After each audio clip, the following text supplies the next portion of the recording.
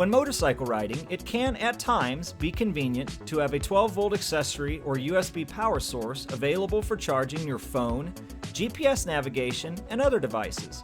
Several generic models are available for use and mounting on the handlebars and generally require running an extension wire back to the battery. I had previously installed a battery tender ring terminal connection to the back of my Trail 125 as an easy way of hooking up a USB adapter and using my bike as a portable battery charger while on vacation. But sometimes it would be nice to have that charging power located up near the controls for those grocery store ventures across town where I may not be as familiar with the territory.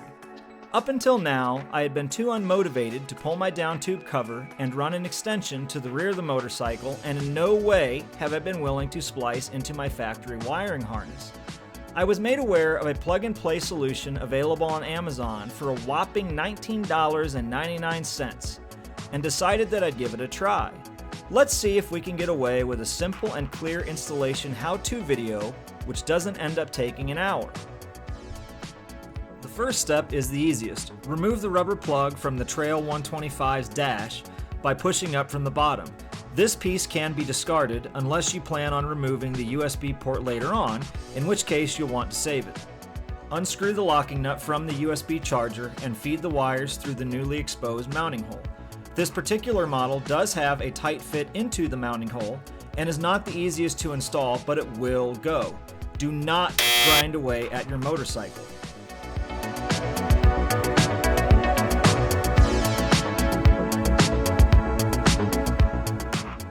Found the easiest method is to get it started and then rock it back and forth by pushing on opposing sides. Do this until the charger is fully seated. Don't forget to install the locking nut next, or you'll be doing some disassembly and installing it later. This definitely didn't happen to me. Hand tight should be fine. This particular USB charger does not have a tab to set its position, but it has a tight enough fit to stay put and can be clocked carefully using a pair of channel locks or similar. Next, pull the headlight lens assembly by removing the two shoulder screws on each side. Now rotate the headlight out starting at the bottom and lift the locking tab out, located at the top of the headlight bucket. Remove the wiring harness connector from the lens by pressing in on the rear of the locking tab and pulling the connector away from the assembly. Unplug the black harness connector shown by pushing in on the forward section of the tab and then pulling apart. Insert the male end of the new USB harness into female end of the harness and push together. The fit can be a bit tight on first install, so wiggle the two connectors while pushing in order to assist in lining up the spade terminals on the inside of the plug. Ensure that the plug is fully seated and the locking tab is engaged. Repeat this process and plug in the female end of the USB harness into the male end of the bike's wiring harness.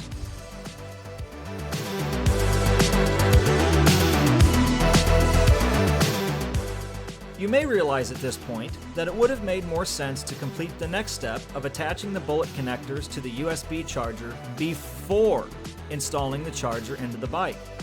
At this point, you can either carefully remove the charger and do the following steps conveniently at your workbench, or do what I did and struggle with precision work crawling around on your cold garage floor. Whatever you decide, I do apologize, and the best way to say you is to leave a comment and mash that subscribe button. Now that we're past that, let's keep moving onward. You'll want to prepare the pre-stripped ends by twisting the copper strands together as shown.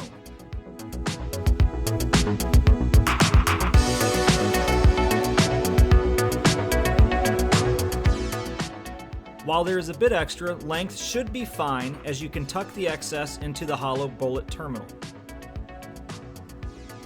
Next, break apart the bullet terminals. Wire cutters or scissors work well. Only 2 of these are required, an extra one was included in the kit. These connectors will work a little nicer with the crimping tool if you massage them a bit. This is accomplished by bending the tabs inward a bit just past parallel as shown. You don't need to go too far, just enough of a lead to start into the crimping tool. You'll do this to both tabs, the rear, which squeezes in on the insulation, and the forward, which holds the copper strand.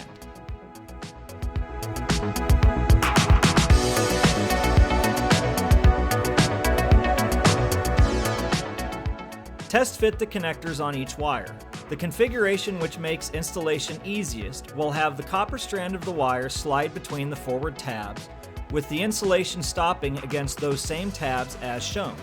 This ensures that the wire insulation does not slide underneath those tabs during install.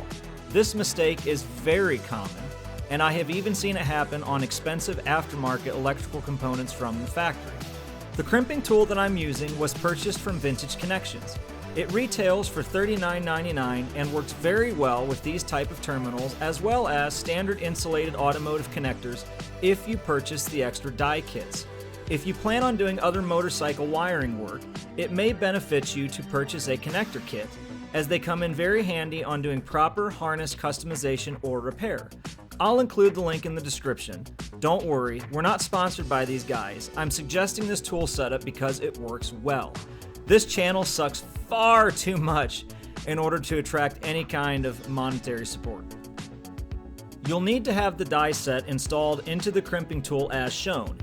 Insert the bullet terminal into the crimping tool with the tabs facing up into the top die and the plug section sitting just outside of the die.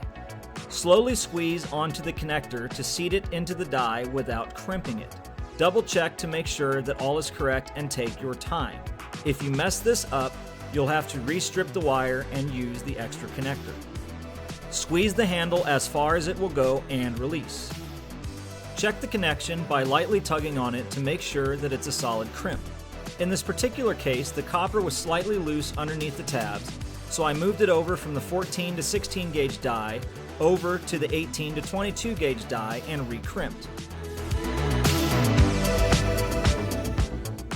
This time, the crimp was correct, producing a tight fit between the copper and the connector tabs. Repeat this process for the second wire. Based on the results of the last connection, we know this time to use the correct 18 to 22 gauge die for our crimp.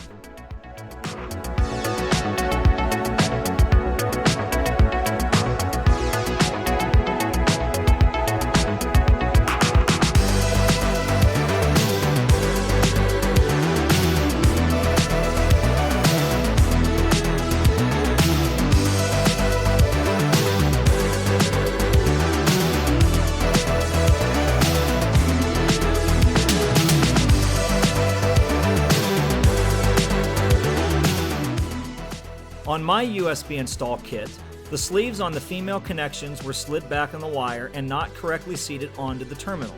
If that is the case with yours, slide these protective covers forward on all three wires until they sort of lock in on the bullet terminal.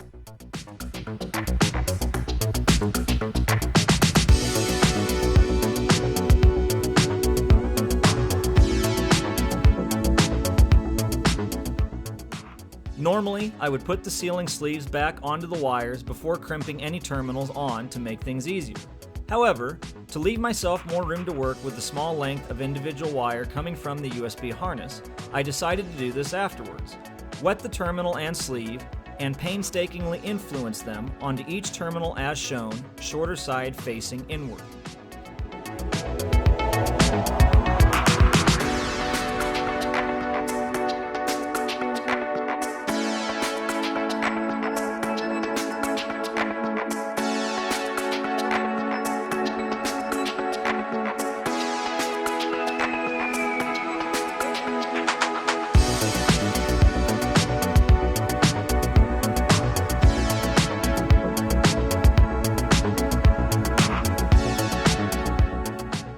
Next, you'll want to feed the wire from the USB plug through the opening in the headlight bucket.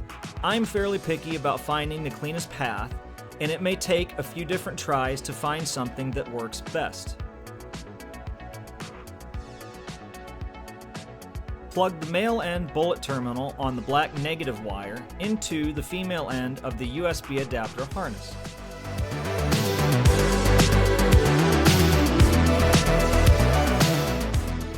make sure the ends are fully seated, sealed, and locked in.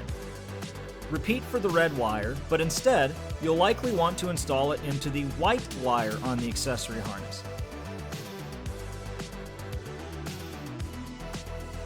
This configures the USB port to only be activated when the bike's ignition is on. If for some reason you want the USB port to always be on, then you'll want to hook red to red. If opting to go the always on route, I'd highly recommend installing an inline fuse to this circuit. While adding a fuse to this connection is also not a bad idea in either setup, at least if there's a short or overload condition with the white to red configuration, it should only happen when the bike is on and in use, not while it's in storage. This means that instead of risking the Amazon USB kit burning your garage to the ground, it will only risk frying your motorcycle's wiring harness and potentially burn the bike up while you're riding it. In my case with the Honda Trail 125, this is a perfectly acceptable risk, as it's just an okay motorcycle, and I could catch a ride home easily in the 5-mile radius that I care to ride it in. Next, feed the ground wire terminal out of the headlight bucket through the rear opening. Again, it may take a few tries to find the cleanest path.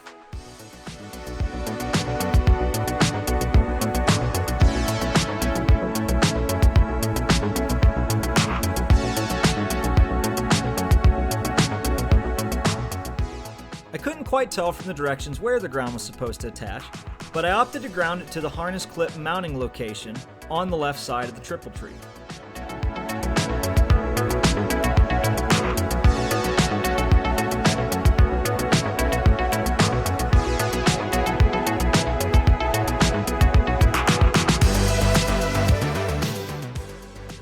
You're going to want to arrange your wire harness inside the headlight bucket to ease install. With the added bundles of wiring now inside the headlight bucket, there can be an interference between the lens and the harness components during reassembly. It took me several tries to get this right, and I found that the lens assembly fit best when the wires were tucked back in the configuration shown here. We'll get to see how well this works once we install the lens. Retrieve the headlight lens assembly and reconnect it to the wiring harness. Begin the lens installation by hooking the tab of the headlight lens rim underneath the top of the headlight bucket and start rotating the bottom of the lens assembly into the bucket. Keep rotating downward and make sure that you do not feel any resistance between the wiring harness and the headlight lens assembly. If resistance is felt, especially early on, you'll want to rearrange the wiring harness inside again until it feels like it will go together easily. A very minimal amount of squeeze may be fine, but don't force anything to go together. These plastic buckets are fragile and will break. Once the fit feels right, squeeze inward on each of the threaded tabs on the headlight rim, ensuring that they are fitting inside of the headlight bucket. Continue doing this while slowly pushing the assembly together until the headlight rim is fully seated onto the bucket.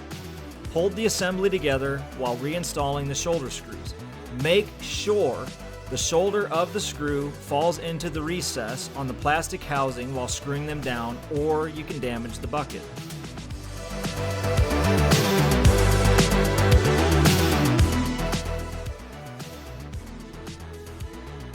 And now it's finally time to see how badly we screwed things up.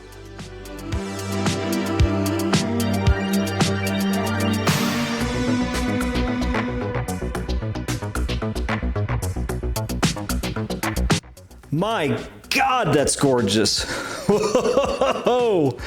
Oh man, I'm gonna have to throw a performance intake and probably a Yoshimura full exhaust system after this. That is some major bling, major bling. Oh, Trail 125 people are gonna love that.